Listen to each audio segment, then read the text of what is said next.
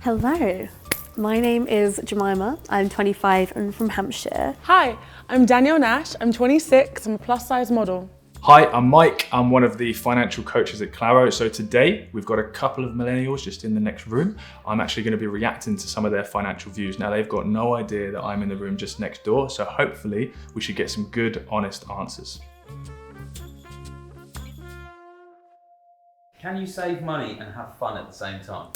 Hell yes, of course you can. It's about balance and budget, and what's the point in dying with all this money if you can't spend it when you're alive? You should definitely balance your life out, do the things you love, but maybe not everything you love.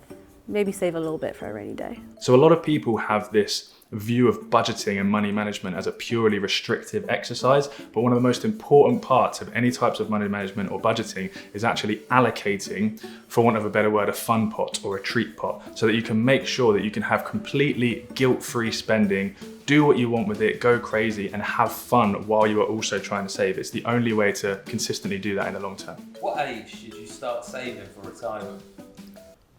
Oh, I'm like the wrong person to ask that. From when you start making money, right? I feel like that's the answer I'm supposed to say. My savings account is laughing at me right now whilst I'm saying this, but you should really start saving as you make money from 21 right up. So, as much as I'm not sure if she means that, she is actually correct.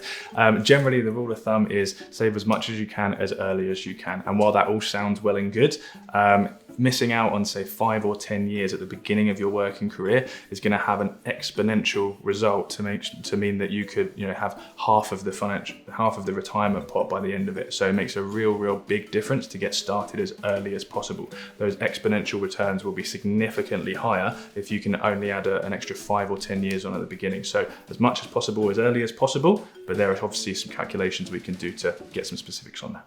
Would you rather end student debt forever or credit card debt forever? Definitely student debt. I think that learning should be an experience everyone has access to, and student loans can be absolutely crippling. So I know there are people with massive credit card debts, but personally, I'd say student loan. So this is actually a really common view that student debt is just kind of bad, and most people have this view. In comparison though, student debt is usually relatively low interest. Well, it is. And for the majority of people, up to around 80% of people in the UK, they actually will never clear their student debt. And so it doesn't matter the interest rate or how much they're going to be charged, because they'll never clear the capital in the first place. Whereas with credit card debt, generally this is considered a high interest debt, upwards of 20-30% APR. And so if we were looking at the logic here, then clearing credit card debt first would make sense. Should credit cards be avoided? No, because what do you do if you have no money?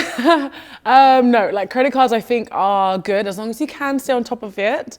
But there are other options now, like there's loads of like buy now, pay later options. As long as you keep on top of it, it builds your credit score and it helps you stay away from like those payday loans and like keep you over, yeah. So you got the last bit of that right. Definitely stay clear of payday loans. I think a lot of those companies have now stopped kind of working at the moment. Credit cards, they can be really good if you've got a poor credit rating and you want to build up your credit score and you manage it correctly, or if you use a credit card and you clear the balance in full each month, or otherwise have a money management scheme in place to clear the balance in full as quickly as possible so you're not paying loads of interest, then it can work. But using them frivolously, buy now, pay later, it's a very slippery slope to get into a pretty bad financial situation, so I'd be careful with that. Would you be more likely to invest in crypto, NFTs, or the stock market?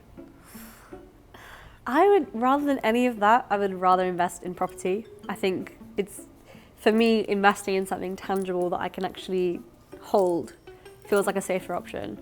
If I had more knowledge in the subject, or if I had someone to guide me, I'd probably invest in something crypto-based, but I do not currently. So not an uncommon school of thought by any means. A lot of people, particularly at the moment, are really interested in crypto and NFTs, and they're kind of diving into that before they even have an emergency fund sorted, for instance, or have any kind of exposure to the stock market, which traditionally is just a lot more stable. She's right though, property, really common investment.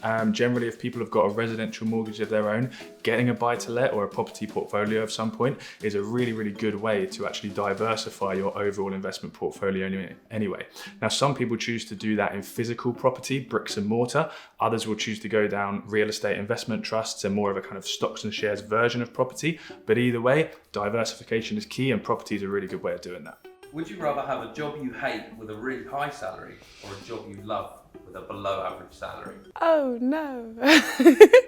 I studied law in uni, so I'm going to say that do what you love, because that way it doesn't feel like work. And if it doesn't feel like work, you find you put more hours into it, you end up putting more into it and end up getting usually better results or excelling in something, versus if you're not passionate about it. We work to live, not live to work. So really, really interesting. So again, who's to say what high income is? Who's to say what a low income is, or what you're doing? But generally, the most important thing, as much as everybody goes on about it, is to really, really love or enjoy what you're doing. Again, as long as your bottom line needs are met and that hierarchy of needs is covered, there's very little else that a high salary is going to do in terms of giving you life satisfaction and happiness. So if we can remember that when we're looking for careers and options, then it's going to be helpful in making sure that we don't live a life of misery in our working careers. Is buying a home always better than renting? I would say, yeah. I would rather have a home that I'm investing in, because you often pay more rent than you would a mortgage. However, obviously you need the deposit, so it's a tough one. So generally, I tend to agree with her. Particularly in the UK, we have this obsession with owning property. It's not always kind of black and white though, and obviously this is a bit of a subjective question. So there's this old age thing of, if we're renting, we're chucking our money into a black hole and it's not really going anywhere. It's going towards paying off someone else's mortgage, whereas with property, you're kind of paying off your own mortgage and you're retaining some of that in an asset.